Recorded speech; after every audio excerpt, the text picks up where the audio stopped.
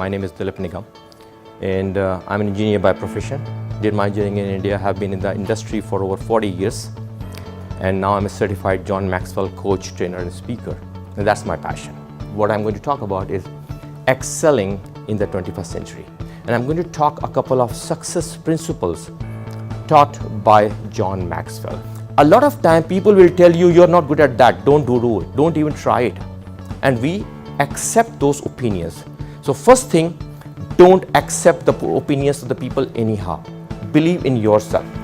A lot of time we compare ourselves with others. Don't do that, okay? Realistically optimistic means you exactly know what is the need of the job. What's the need of the job? What is expected of you? You prepare for it in advance and go ready. That's one aspect of it. The second aspect is there could be other people in that interview team, in that group, who will be equally competent than you. Possibly some of your colleagues would be sitting there. Your friends would be in the same, taking the same interview. Now, what's the differentiator? He's also a scorer. He's also top of the school. You are also there, and he is very brilliant. You're also brilliant. Then what is the differentiator? Why should you get that job, right? You don't need to just think, I need to get this job. You need to understand and go there prepared. What value are you adding to the company? You don't need to be hungry for a job. Job you will get anyways.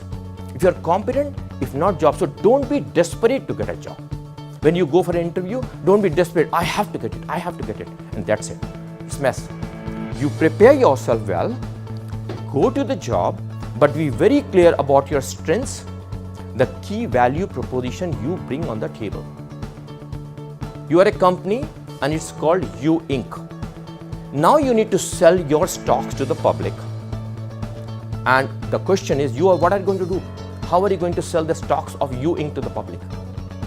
And who is supposed to be the first customer of You Inc.? You yourself. Now, do you see the value in your company or yourself like You Inc.? Would you buy your own stocks? If you don't buy your own stocks and you're not comfortable, take it granted, nobody else is going to buy your stock, right? Treat that way.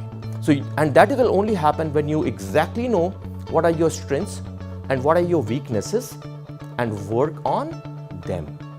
Always work to grow from good to excellence in a specific field. None of the pros in the world, in any of the fields, have worked straight. Sometimes this thing, sometimes that thing. No, it doesn't work that way. You focus on something which is near your heart, which you love to do, you derive pleasure in working on it, but pour your heart into it and work to grow from good to excellence. But does it mean you ignore the weak areas? No. You continue to work on weak areas one at a time.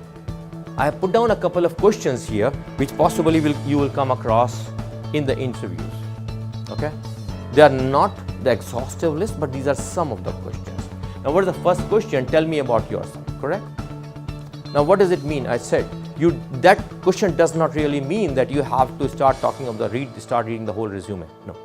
You have to be very clear and practice it. Practice it up front. If this question is asked, what is my answer? So pick the gist of your CV and tell them your strengths, what is your experience, what's your education, but don't start from the school education. Okay, I was in grade 8 standard in this school. No. He's not interested in that. He's interested about the key strengths, key areas of growth where you feel very comfortable with. In the school, when you were working, what were the extracurricular activities? What did you participate? Did you take up any leadership skills, or did you do any leadership assignments, and what are you participating in that? So you need to be talking about it. And of course, what they're observing is they see your confidence, they see your belief and your communication skills. That's so vital. That's what they're going to look at. Okay.